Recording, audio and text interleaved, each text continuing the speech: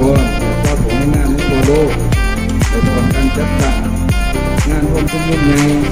เพื่อระลึกถึงมุนเสือสมัคคีโตสู่ของชนชั้นกรรมกรและทราบหัวให้งานเพื่อปกป้องสิทธิผลประโยชน์อันชอบธรรมของผู้ให้งานและท่านเพื่อปกป้องสิทธิและผลประโยชน์อันชอบธรรมของตนดังนั้นมื้อนี้พวกเราได้จัด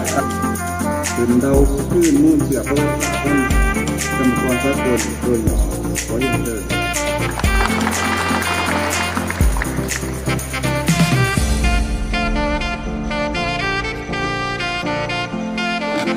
เรียนทานห้องศาสตราจารย์มีเอกทองสลิดมังหนอเมฆกรรมการส่วนกลางพรรคเลขาคณะพรรคหัวหน้าสถาบันการเมืองการปกครองแห่งชาติผู้เฮียนบรรดาทานบรรดาสหายคือบรรดาทานบรรดาสหายที่ได้พูดเลยว่าเมื่อหวนคืนก่อนหน้านี้133 ปีคือวันที่1 พฤษภาปี 1886อยู่ที่ประเทศประท้วงเป็นครั้งที่เพื่อรู้งานอาทิตย์เป็นความเป็นธรรมในการบริหารงานในนั้นได้แสดงเรียกร้องอย่างเก่งๆพันกับพื้นฐานการผลิตมีระเบียบวินัยมีห่วงคิดเป็นสร้างมีความสามารถเพียงพอจะลบล้างการผูกพันสังคมลบล้างความบริสุทธิ์ธรรมและสร้างสังคม8 ชั่วโมงทำเพียรในนั้นมีกรรมกร 5,000 กรรมกรจาก 5,000 แห่งเป็นนัดหยุดงานพร้อมกันมีการเข้าร่วม320,000 คนในนี้เหตุการณ์ประวัติศาสตร์ที่ผมมีวันเวลาใดที่ได้ลงใดของกระบวนการลุกขึ้นเพื่องานกับทิศทำงานพร้อมกันอยู่บนโรงงานในนั้นมาในบันทึกที่กรกฎปี 1889วงประชุมทั้งวันนี้เพื่อปฏิบัติคำขวัญมือหนึ่งหินอ่อนพบพอ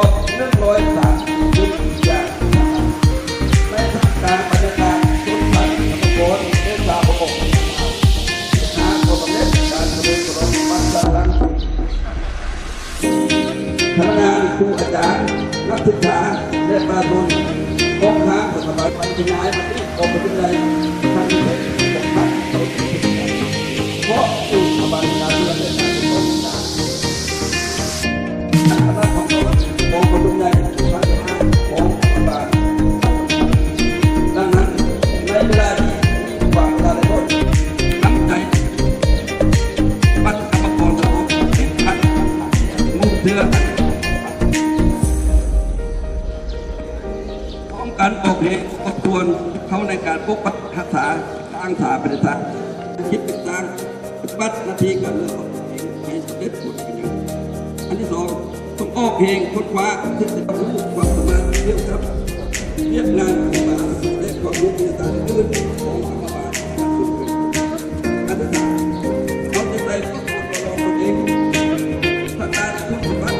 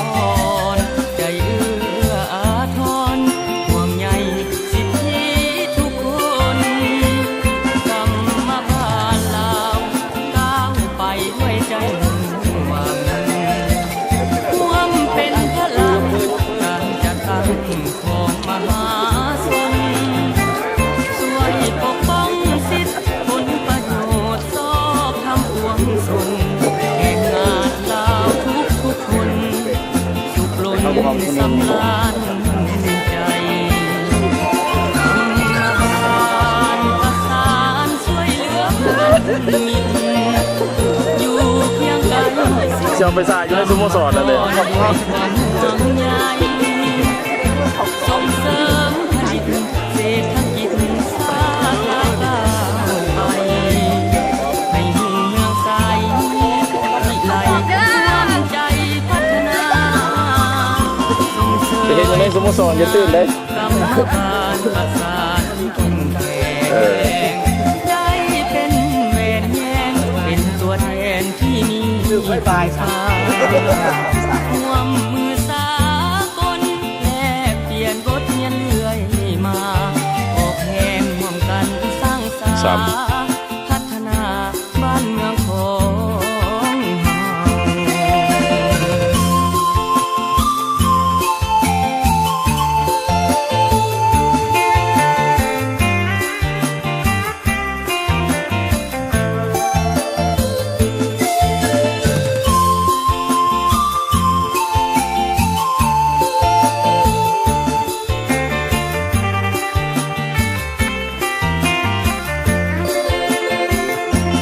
ธรรมบาลประสานช่วยเหลือเพื่อนมิตรอยู่เคียงไกล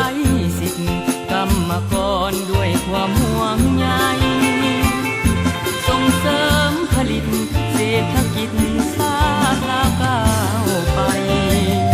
ให้เมืองใสวิไลร่วมใจพัฒนา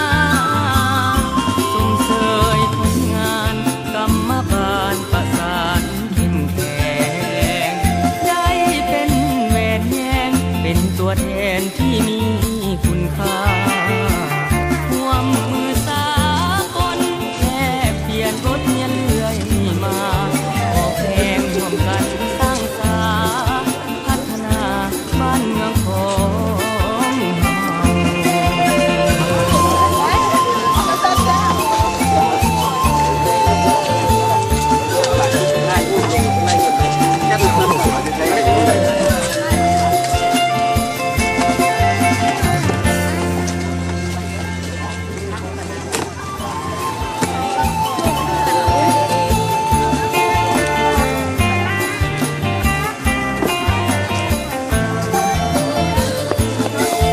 า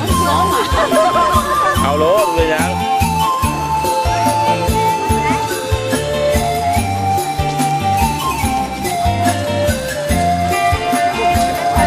สมคำกล่าวขานกรรมบาลประสานช่วยแยงด้วยความฮักแพงเบิกแยงทุกเดือดร้อนเธอสู่ช่วยเหลือถึงเจือต่อกรรมกรใจเอื้ออาทรห่วงใยสิทธิทุกคนกรรมบาล หรือใครส่งให้ ก้าวไปด้วยใจมุ่งหวังร่วมเป็นพลังการจัดตั้ง